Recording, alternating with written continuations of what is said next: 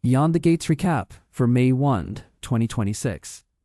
The Richardsons remembered. Here's what went down Friday, May 1, 2026 on Beyond the Gates. When Chelsea and Danny brought Crazy Glue to breakfast, Eva faced the anniversary of her biggest misdeed, and Tomas brought Kat a clue. On Beyond the Gates, Kat and Martin got together to talk about Leslie tanking their parents' marriage exactly 1 year earlier. Kat was still sickened by Nicole's heartbroken, but trying to stay strong reaction at the party, though both the Richardson sibs corroborated that.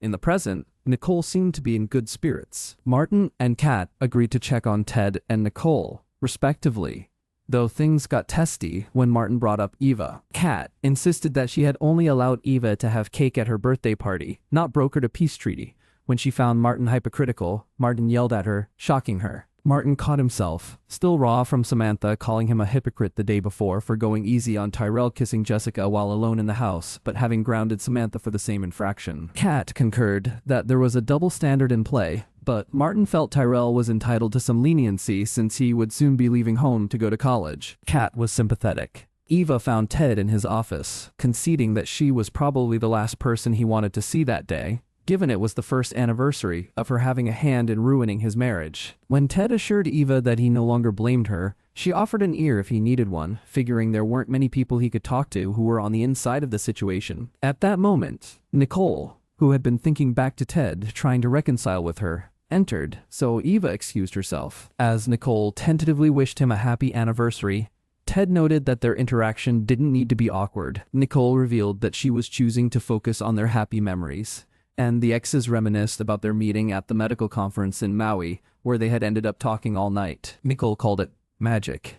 Ted winked that he'd known Carlton was interested and looking for her, so he'd purposely sent him in the wrong direction, something he'd never told Nicole before. Ted remembered that Nicole had come to him before so that she could talk about Martin, so Nicole expressed her worries about Martin's senatorial ambitions, still dumbfounded that Vernon had signed off on them. Aware they were getting into how Martin had killed someone in self-defense, Ted reasoned Vernon had deemed a Senate run an acceptable risk. Nicole felt that, with Joey in the know, everyone who knew about the cover-up was in danger of being compromised, which now included her and Smitty. Talk returned to the anniversary, and the former Richardsons realized that they still had a lot to be grateful for. As they hugged, Martin walked in and caught them in their embrace. At the country club, Chelsea was bummed that Danny seemed to be keeping her distance since Chelsea had refused to work with her again. Naomi understood that Danny had wanted to re-establish that tie with Chelsea since Bill was helping her by representing Madison in her malpractice suit. Meanwhile, Andre was whipping up a healthy shake for breakfast, but Danny decided she wanted something more decadent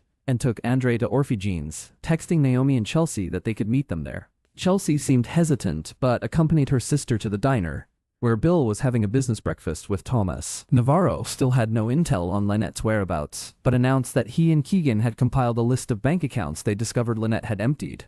Bill wondered if Lynette may have fallen prey to one of her victims. Andre arrived with Danny, who informed Bill that she had witnessed Haley being very friendly with Lynette before Haley's mugging. Bill insisted that he had introduced the women, later telling Tomas that Donnie's loyalty to family was one of the things he had found attractive about her. Tomas could barely get a word in as Bill stared at Danny, Andre, Chelsea, and Naomi, enjoying themselves together. Naomi noticed, and once Andre left, she took Bill aside under the guise of giving Danny and Chelsea a private moment. Bill saw through the strategy and got his mind blown when Naomi said she had suggested that Danny and Andre have a child of their own. Simultaneously, Chelsea and Danny acknowledged their remoteness and vowed to make more of an effort with each other. Andre ran into Eva at the country club, seeing that Eva still felt bad for what she had done to Ted and Nicole. At Uptown, Joey was surprised to see Vernon, since he'd been expecting Elon.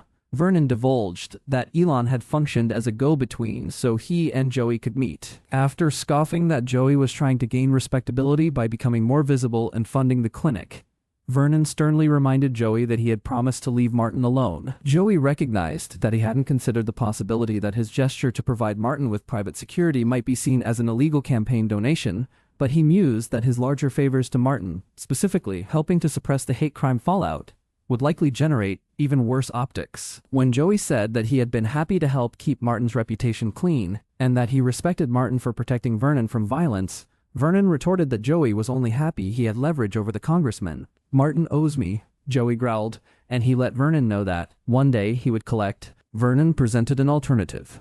When Joey was ready to call in his marker, he wanted Joey to come to him, since he had been the one to set everything in motion by hiding the truth about what Martin had done. "The debt is mine," Vernon insisted, and besides, as a former senator, Vernon had a lot more connections than even Martin did. Silently coming to an agreement, the men shook hands. Tomas later got together with Kat at Uptown, where he filled her in on having compiled his list of Lynette's financial victims. Kat took a look at the names and exclaimed, "I know that woman." Tune in next week when Ashley's movements are monitored.